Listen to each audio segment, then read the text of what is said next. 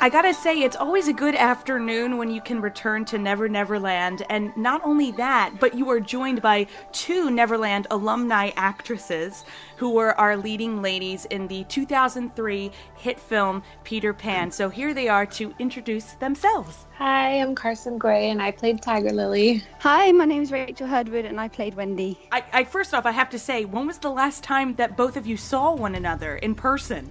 That was a long time ago. I know that was a long time ago. I think it was I remember first seeing you. I don't know if we spoke, but it was like at a screen test or something. They were doing just testing different makeup looks on me, and I know you were there, and I can't remember, Jason Isaacs was there, and you guys were filming a scene. Wow, so you didn't even see each other at the premiere? Oh, no, we did. No, we did, yeah. We saw each other in LA, I think. We were about 13 or something.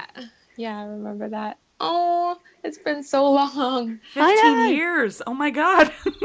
There's just a lot to cover, and we can't do it all in one interview. So let's talk about the auditions and the chemistry testing, because I know that's like a key thing they always look for, is to see how everybody interacts with one another. Because you guys looked like a family. You seemed like a family in the film and the behind-the-scenes featurette. So how was that audition process like for the both of you? Carsen, do you want to go first? No, it doesn't matter. I don't know. Mine was really strange because I actually ended up, the auditions were in Vancouver, Canada, and I went there, and the main casting director there, his name was Matt Costella, and I think he was more he said he was noted for discovering Christina Aguilera and Britney Spears. And I was with my uncle Bobby at the time, and he was kind of helping me with my singing career. And he was like, "Oh, this child can sing. You got to hear her sing." And I was all embarrassed. She really can sing. She really can. Thank you. I'm like, this is an audition. I don't want to be talking about my singing. And he was like, no, please. I'd love to hear it. And he went to explain how he worked on the Mickey Mouse show and got Christina Aguilera and Britney Spears going in their careers. And so I sang for him, and for some reason, I guess just that is so weird, got his attention enough to send me on to the next, I don't know how they have callbacks and stuff like that. And I don't know, it was so weird how I got the role. Well, I went to an open call audition first of all, and then there was about 3 subsequent auditions in London, England, and then I went out to Australia to do a screen test for 4 days, and then that was it, I think. And then came back and waited 3-4 weeks or something until they made their decision. That's so short. Well, yeah, it was a long process of waiting though, because once you sort of done that bit, I wasn't really sure what I was doing, so I was going back to school. It was I wasn't sure. Put my school uniform on one morning, and my mum came in and was like, "You got the part." It was really a weird time. Oh my goodness. I remember when my mom told me that, and I literally had waited probably 2 or 3 months because they didn't need me till, I guess I didn't start filming Tiger Lily until later on. Yeah. And I just remember feeling I had made a trip to Australia and everything to meet the director and do all the screen testing and stuff. And I didn't hear anything again for a month. And then I was like, I guess I didn't get it then. And then I just remember walking home after school, and my mom was yelling on the porch. She's like, "You got the part, you're Tiger Lily." And I was just like, what? By the way, please say hi to your mum from me. Please send my love to your family. I will. Yes, me too. I always think about your family and everyone and how they're doing. It must have been a playground spending time on those sets, because looking at the behind the scenes featurette, which I want to mention, is on the original Peter Pan release. It's not on the Blu-ray, which is weird, but Jason Isaacs filmed all of this footage of you guys playing in the woods, in the Lost Boys hut. It was amazing, and the pirates ship. So you guys really had a playground and a fun time all on your own, just, without shooting, right? Yeah, it was so definitely. much fun. Yeah. We were always joking around too. Yeah. It was hilarious. Yeah, it was good times. And I don't know, we definitely were like a family. I mean, we spent so much time with each other. And I think I was out there for maybe close to 6 months. So. Was it? Oh, because I know we were out there for 9. I mean, all I really remember from that kind of stuff is me and you, Carsen, at the pools in the hotel. Every night we go to the pools and just, I don't know, be silly. It was great. Yeah. It was a great time. Well, you got to go to Australia, obviously, and really experience that culture while also filming and back and forth. And not only that, but when you're working with this entire group, keeping in mind when I was watching the behind the scenes, you guys didn't have the smartphones, obviously.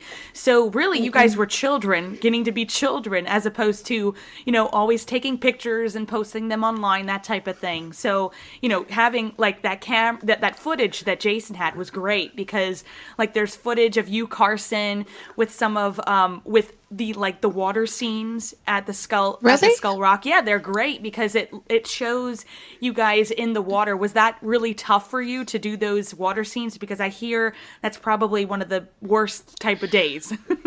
Yeah, I recall it being pretty tough, just because under your costume you had to wear like a wetsuit, and you were like drenched every day, and it was really tight, so you're just trying to get that on and off like 3 or 4 times between filming and stuff. And I remember being really cold all the time, but I was just forget about it. This is an amazing experience. Like, I don't know, I tried to keep really quiet about it, but yeah, that was I think a hard, it's really weird, kids scene. Having to be professional, isn't it? I mean, it is. If you think about it, my it's like because you sort of just know that you have to, I don't know, do what you're told, and like, I don't know, not moan about it and stuff. Exactly. But it's a weird thing. Like, I can't imagine now when I see kids, like, I don't know. And these long hours. Them in those, yeah, it's like weird circumstances, I think. Yeah. You were all very professional and very nice and sweet, and Jason caught footage of you, Rachel, and Jeremy. And Jeremy was on a swing, and he was singing Moulin Rouge. It was the funniest thing. It was so cute. Oh my god. It was just too cute. I need to see this footage. From girls to girls here, you guys, did you both have your first kisses on set? Because, obviously, Carsen, you got to kiss John, and Rachel, you got to kiss Jeremy. So how is that like? Because you guys, you're still kids technically, not going through puberty as of yet. So what was it like for you? Yeah, strange. Very strange. Totally, yeah. Not much a little more to awkward be said than that, too. I think. Yeah. Yeah, it wasn't like scary. I just remember feeling like a little awkward because everyone was just like so zoned in watching, and then you had to do it over and over again and to get it perfect. Yeah, it's not just one take, but those scenes are, the cutest and funniest in the films, I believe. It's just so sweet because it's like that innocence that is captured in this film as opposed to other Peter Pan films. Because believe it or not, I'm such a Peter Pan-aholic. I love the book, and this is the closest it ever comes to being the book, and which is why it's my absolute favorite. So did you guys read the book in research for your individual parts to see like what the character perspectives were? I didn't. Not.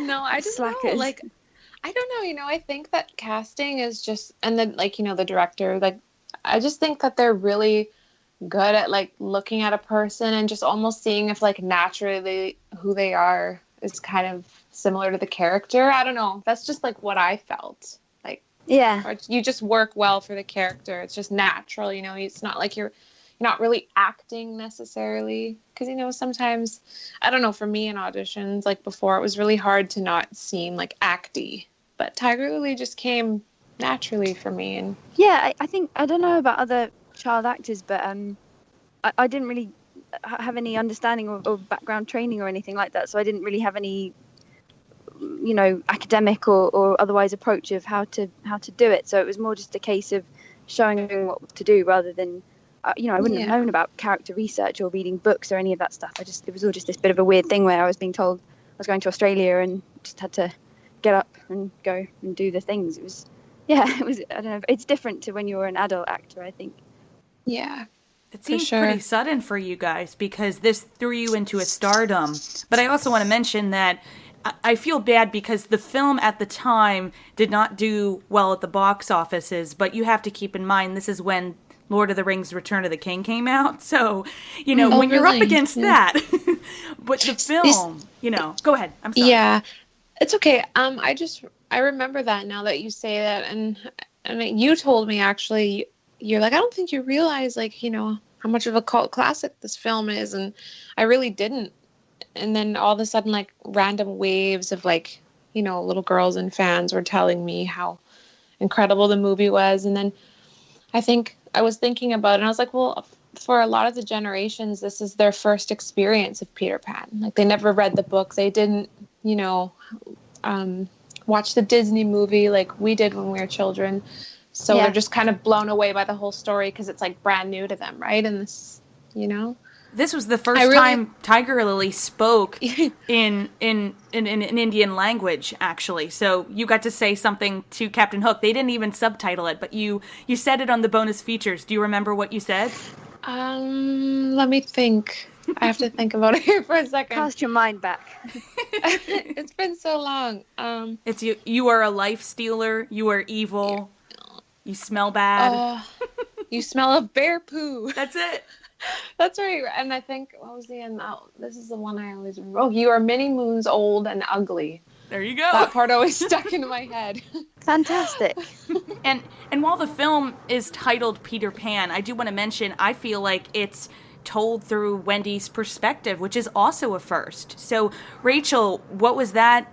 How was that like to address it in Wendy's perspective as a growing into an adult? I think that's a really, really wonderful question, and one which I feel very ill-equipped to answer properly, because I think in terms of my involvement with the experience, that would be a question more for the director or people who kind of put the story together from adapting it from the novel. But I think it is really interesting to have it told from that perspective. But obviously, in terms of from my side of things, you don't really have too much of an awareness of that. It's more just, like I was saying, I'm not trying to do it down, but you just sort of do what you're told, as opposed to you just sort of show up and say the lines, try and say them convincingly, rather than having too much awareness of that kind of side of things. But yeah, I think it's interesting to have that, little girl.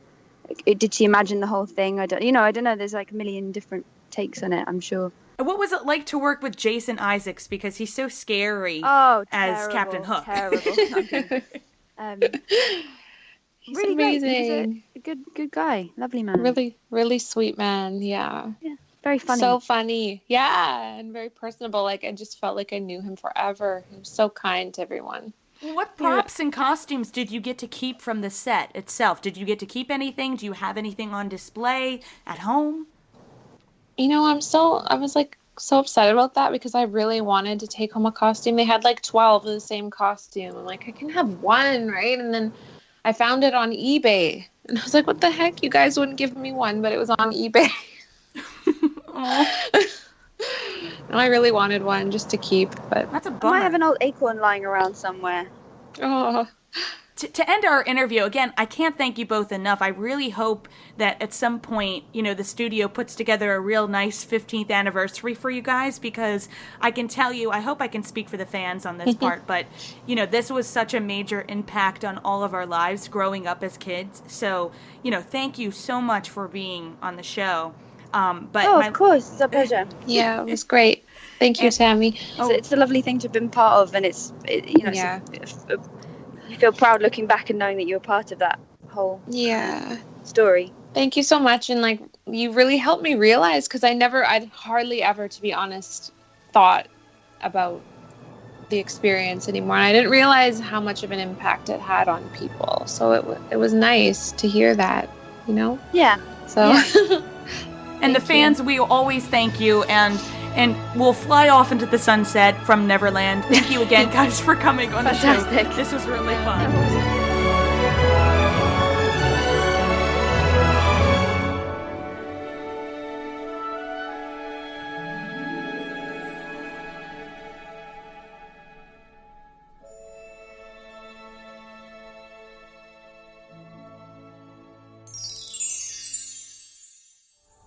Come with me, we'll never have to worry about grown-up things again. Never is an awfully long time.